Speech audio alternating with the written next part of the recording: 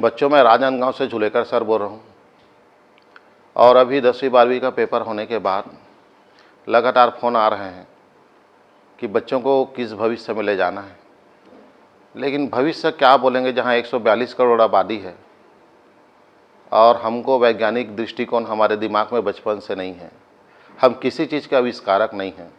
हम लोग सिर्फ वस्तुओं का भोग करते हैं, उसका आविष्कार नहीं कर पाते। तो ऐसे स्थिति में इतना आबादी है तो कहाँ से भविष्य निर्धारित होगा। आपका गिद्ध की नज़र होगी, आप में भविष्य बनाने की चाह होगी, तभी आप कोई पोस्ट ले पाएंगे, अच्छा जगह पहुंच पाएंगे।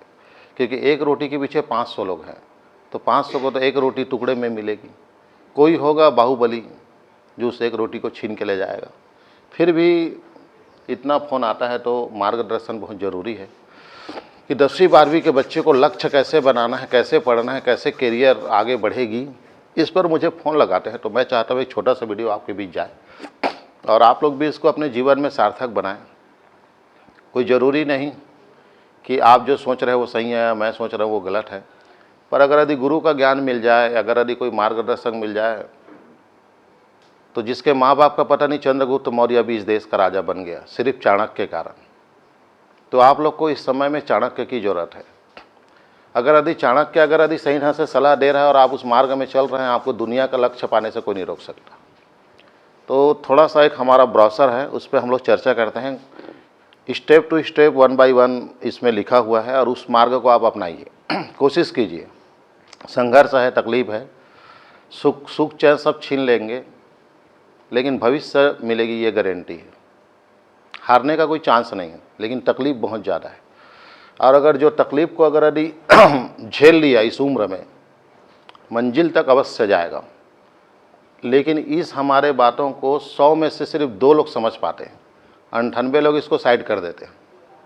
अगर यदि सब के सब अगर इस चीज़ को अगर यदि फॉलो करें अपने लाइफ में, तो जिस प्रकार अभी प्रदीप मिश्रा का माहौल बना है, शिव के प्रति लोगों का आस्था पैदा हुआ है, वैसा गवर्नमेंट नौकरी के प्रति आस्था पैदा हो सकता है। तो माँ बाप लोग परेशान मत करे करके मैं वीडियो आप लोग के लिए बना रहा हूँ। इस स्टेप को आप ध्यान से सुने और सभी पार्ट को बारीकी से देखें, फिर समझ आएगा कैसे लाइव बनता है। ये लिखा है हमारा जुलेकर कोचिंग। मोबाइल नंबर 999 है क्या, 345199। बहुत सरल है ये, 8959603333। ये हमारा नंबर है, इससे आप फ़ोन में बात करें। कोई भी जानकारी है तो हमारे अकाउंटेंट लोग उठाते हैं, और एकदम ही अति ज़्यादा ज़रूरी है तो वो मेरे तक आप ऑफिस में आके मिल सकते हैं। 10 बजे से 11 बजे सुबह मैं खाली रहता हूँ, उस समय पर्सनली जानकारी आप ले सकते हैं। सरकारी नौकरी की तैयारी कैसे करें, हर बच्चा का यही प्रॉब्लम है कि सरकारी नौकरी में जाना है। सरकारी नौकरी में इसलिए जाना है क्योंकि अचानक सरकारी नौकरी में पेमेंट बढ़ गया है। हमारे दादा के ज़माने में पेमेंट 2 रुपये 3 रुपया था, तो बीएसपी वाले आते थे हमारे नाना और दादाजी लोग को ले जाने के लिए, क्योंकि हम लोग चांदी डोगरी नाम सुने होंगे, पाटेकोरा के आसपास रहते हैं। तो उन्होंने कहा हम मजदूरी करते हैं तो 5 रुपये रोजी मिलता है, बीएसपी में जाएंगे टीचर में जाएंगे तो 3 रुपये रोजी मिलता है। तो हमारे दादा नाना लोग नौकरी नहीं किए। लेकिन अचानक जब सरकार ने देखा कि सरकारी नौकरी तरफ लोगों का रुझाव नहीं है, घर में पकड़ पकड़ के जिसका बच्चे का हाइटेड होता था उसको पुलिस वाले लोग ले जा लेते थे, चलो पुलिस में लगाएंगे करके। तो वो पुलिस थाना से दौड़ के आ जाता था, मेरे पुलिस नहीं करना है करके। ये कंडीशन थी हमारे दादाओं के ज़माने में, क्योंकि उस समय पेमेंट क्या थी, कम थी। आज गवर्नमेंट नौकरी में सबका दिलचस्पी इसलिए है क्योंकि पेमेंट बहुत ज़्यादा है। आज अगर यदि सरकारी कर्मचारी पेमेंट को 20,000 कर दो और प्राइवेट जॉब अगर यदि 30,000 होगा तो कोई गवर्नमेंट नौकरी की तरफ नहीं जाएगा। मेन चीज़ है कि अब सरकारी नौकरी में सुकून है और पर्याप्त मात्रा में पेमेंट है। तो गवर्नमेंट नौकरी कैसे लगना है, ये सिस्टम इसमें लिखा हुआ है। लक्ष्य के अनुसार तैयारी करें।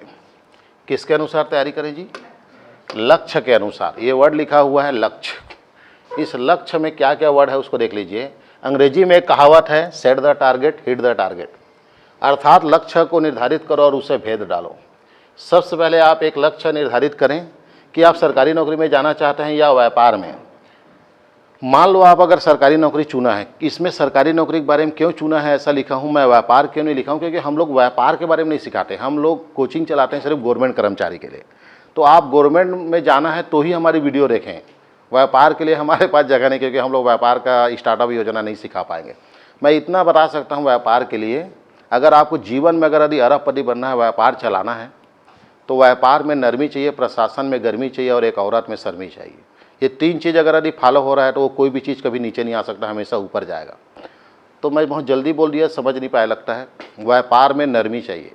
व्यापार में नरमी मतलब आप चाहे अरबपति रहे फॉर्च्यूनर से उतरें, लेकिन आपका सर हमेशा झुका रहना चाहिए, तब लोग ग्राहक आपके दुकान तक जाएंगे। ये है व्यापार में नरमी।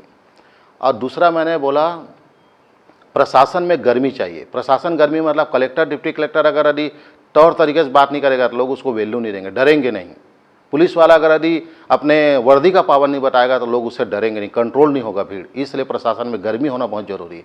और एक औरत में ना शर्मी होना ज़रूरी है। आप शर्मी कितना अच्छा है वो उर्फी जावेद को देख लो आप, कि कितना शर्म हया है उसके अंदर, कल्चर को धो रही है वो। तो वही है कि वो उर्फी जावेद सोच रही होगी कि मैं बहुत अच्छी दिखती हूँ, लेकिन वो एक सबसे घटिया औरत है इस भारत का। इससे समझ जाओ, एक महिला में, एक लड़की में शर्म होना बहुत जरूरी है, अन्यथा वो महिला कल्चर से बाहर है। ऐसा होता है व्यापार में। अब हमको जाना है किधर, आपका सेट द टारगेट और हिट द टारगेट, लक्ष्य।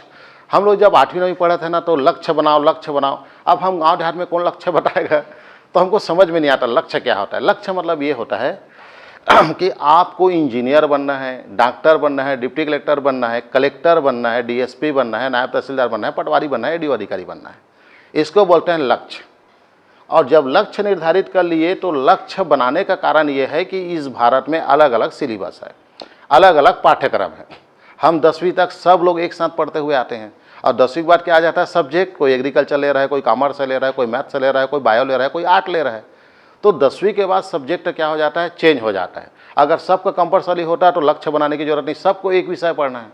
लेकिन जैसे ही 10वीं के बाद हम आते हैं तो हमारा विषय बदल जाती है, सब्जेक्ट बदल जाती है, तो उस समय में लक्ष्य इंपॉर्टेंट हो जाता है। तो इसी को बोला गया है कि पहले लक्ष्य निर्धारित करो। अब मान लो आपने लक्ष्य बनाया कि मेरे को MBBS डॉक्टर बनना है, तो MBBS डॉक्टर बनना है तो आपको 10वीं तक तो हम सब कॉमन पढ़ेंगे, लेकिन 10वीं के बाद आप क्या लेंगे, बायो। और जब बायो लेंगे तो बायो में आपको पकड़ होना चाहिए। 10वीं के बाद 11वीं और 12वीं इतना पकड़ करो कि 12वीं में तुम्हारा नीट का पेपर होगा, PMT का पेपर होगा, फिर डायरेक्टर सिलेक्शन होगा, तब MBBS डॉक्टर बनेंगे। इसको बोलते हैं लक्ष्य। अगर यदि आपको लक्ष्य का ज्ञान नहीं है और 8 में पढ़े हैं आप, 10वीं के बाद 8 ले लिए, 12वीं के बाद अचानक तुम्हारा MBBS कोई डॉक्टर से मुलाकात हो गया, उससे बदतमीजी हो गई, तो तुम 12वीं में बोलोगे 8 के विषय हो, कॉलेज 8 कर लिए और बोलोगे मैं एक दिन MBBS डॉक्टर बनूंगा, तो नहीं हो सकता। क्योंकि तुम्हारा डॉक्टर से झगड़ा हो गया, मैं भी डॉक्टर बन के दिखाऊंगा। कई बार पुलिस वाले झगड़ा हो जाता है तो मैं पुलिस बन के आऊँगा, SI बन के आऊँगा। SI से झगड़ा होता है तो DSP बन के दिखाऊंगा। ऐसा लड़ाई चलता है। तो आपका लक्ष्य ही गलत हो गया है। आप आर्ट से पढ़े हुए हैं और आप साइंस में फाइट करूंगा बोलेगा, नहीं पॉसिबल नहीं। इसलिए 10वीं के पहले लक्ष्य का निर्धारण होना जरूरी है। इस कारण इसमें लिखा हुआ है लक्ष्य कैसे बनाएं। तो यहाँ पे लिखा है सेट द टारगेट और हिट द टारगेट, अर्थात लक्ष्य को निर्धारित करो, उसे भेद डालो। भेद डालो का मतलब ये है सर कि यहाँ कई बच्चे लोग को मैं देखता हूँ लक्ष्य बना रहेंगे साइंस में, बायो लेके पढ़े रहेंगे और इंटरेस्ट उसको अकबर में है कि जोधाबाई एक ही बाई क्यों बनाया, जब सबकी 10-15 डोकियाँ हैं तो अकबर ने एक ही बाई क्यों बनाया। ये भरम खाना क्या होता है, ये हैरम खाना क्या होता है, ये सब प्रश्न करते हैं। तो भाई आप तो साइंस वाले हैं, बॉटनी फिजिक्स केमिस्ट्री जूलॉजी, आप सेल के बारे में बोलें, स्टेम सेल के बारे में बोलें, बैटरी सेल के बारे में बोलें। इधर आप अकबर तो जोधाबाई तो सलीम तो जहांगीर तो अनारकली ना बोलें आप, क्योंकि आपका लक्ष्य में वो शामिल नहीं। तो यही चीज़ है कि जिस चीज़ को आप बनाए हो, जिस चीज़ में आप हो, आप साइंस पढ़ रहे हैं, आप MBBS डॉक्टर बन रहे हैं, तो उसको इतना घुस जाओ कि दूसरा नहीं दिखना चाहिए। जैसे कहावत होगा, अर्जुन को सिर्फ चिड़िया का आँख दिखता था और बाकी लोग को पूरा चिड़िया दिखता था। तो जिसको सिर्फ आँख दिखेगा वही तीर लगाएगा निशाना, और जिसको पूरा चिड़िया दिख रहा है उसका निशाना गलत जगह लग रहा है। तो उसी को बोला है हेड द क्या है, सेट द टारगेट और हिट द टारगेट। आप लक्ष्य को निर्धारित करो, उसको भेद डालो। आपको दूसरा दिखना ही नहीं चाहिए, आपको तोते का आँख ही दिखना चाहिए। साइंस वाले हो तो साइंस ही देखो। अभी जैसे एडीओ आया है तो एडीओ वालों को आप हैरान हो जाएंगे, एडीओ पढ़ रहे हैं लेकिन क्या पढ़ रहे हैं पता नहीं है, बना लिए हैं साहब, सिस्टम में नहीं पता। सबका टारगेट है 150 नंबर मिलना चाहिए, कोई 150 नहीं बोल रहा है। सब 5 विषय को पागल हो गए हैं, तो 5 विषय को पकड़ लिए हैं। पहली बात तो 5 विषय को एक बच्चा पढ़ ही नहीं सकता, उसमें से 4 या 3 में पकड़ बनाओ आप, बाकी में ऑप्शनल रखो आप। इसमें अगर 18 नंबर में आता है तो चल जाए, लेकिन इस विषय में मेरा 28 से कम नहीं होना चाहिए। एक बच्चा नहीं बोल रहा नहीं सर ठीक है 150 में 108 वाले का पिछले बार लगा था, तो ये मान के चलो सब में 22-20 नंबर आएगा तो मेरा हो जाएगा। ऐसा क्या जरूरी है कि आपका पांचों विषय में पकड़ हो, जो सब में 20-20, किसी में तो 18, 8, 9, 10 भी आ सकता है ना। तो ये है सर लक्ष्य। आपको सिस्टम को समझना पड़ेगा, तब जाके वो लक्ष्य पे काम करेंगे या उस विषय को भेद डालेंगे, ये बात इसमें लिखा हुआ है। तो पहले आप 10वीं में ही आप लक्ष्य निर्धारण करें, 10वीं के बाद विषय बदलता है। आप पहले सपना देख लो, रात दिन सो लो। आप बड़े होने के बाद अपने आपके मम्मी पापा का जिम्मेदारी है इसमें। लक्ष्य निर्धारित करने का काम वो एक 10वीं का बच्चा, 15 साल का बच्चा लक्ष्य को नहीं समझ सकता। वो कौन समझेगा? आपका मम्मी पापा। तो मम्मी पापा को बताओ मुझे इस चीज़ में इंटरेस्ट है, तब जाके वो बच्चा उस मार्ग पे पहुंच पाएगा। 10वीं का बच्चा, 12वीं का बच्चा क्या समझेगा जी कि मेरे डॉक्टर में क्या प्रॉब्लम है, पुलिस में क्या प्रॉब्लम है, आईटीबीपी, ऐसा नहीं। माँ बाप से सलाह लो आप कि हमको कौन सा विषय में जाना चाहिए। पापा मेरा पकड़ कौन सा विषय में लग रहा है आपको। आप लोग खुद पूछो अपने मम्मी पापा से कि मेरा ध्यान किधर है। जब मैं खेलता हूँ तो बार बार मेरे मुंह में कौन सा वर्ड आता है, कि साइंस तरफ वाला वर्ड आता है, वैज्ञानिक वाला आता है, कि एसी बनाने में भीड़ जाता हूँ मैं, तो कार बनाता हूँ मिट्टी का, उसको आप देखो। उससे हिसाब से आप विषय चूज करो। जैसे बार बार आपको अंतरिक्ष तरफ ध्यान जाता है, बाहर निकले ऊपर मुंडी जा रहा है, अंतरिक्ष में सुनीता विलियम कैसे रहती है, आपका कल्पना चावला कैसे मर गई होगी, ये अगर बार बार दिमाग में आ रहा है, अंतरिक्ष तरफ इंटरेस्ट है, मतलब आपको एरोनॉटिकल में जाना पड़ेगा। तब क्या करेंगे आप? साइंस चाहिए, मैथ्स चाहिए, तब उस तरफ आप 10वीं के बाद मैथ्स चलेंगे, तब जाके आप टॉप आप करेंगे। तब स्कॉलरशिप या बहुत सारा आजकल योजना है सर, एक बार आप दौड़ भाग करेंगे तो आपको डायरेक्ट अमेरिका कैलिफोर्निया यूनिवर्सिटी में आपको एडमिशन मिल जाएगी। तो ऐसा आपको शुरू से क्या करना है, लक्ष्य निर्धारित करना है, मुझे बनना क्या है। अब इस लक्ष्य का निर्धारण करने में सबसे बड़ा भूमिका आपके मम्मी पापा का है। आप इतना बता दो मुझे कुल्फी खाना पसंद है, तो कुल्फी फैक्ट्री के बारे में सोचेंगे। और आप सर आप बताएंगे नहीं कि मुझे बर्फ़ में इंटरेस्ट है, कुल्फी में, कि कोन में, कि ओरियो में, कौन सा फ्लेवर। तो आप वो मम्मी पापा निर्धारित करेगा कि आपको कौन सा फ्लेवर पसंद है, तब उस हिसाब से हम फैक्ट्री लगाएंगे। इसको बोलते हैं लक्ष्य निर्धारित करो। आगे चलें। अगर आप सच और ईमानदारी को अगर यदि बना के रखना चाहते हैं तो झुलेकर कोचिंग को सब्सक्राइब करें, वरना कोई भी टीचर सच नहीं बोलेगा।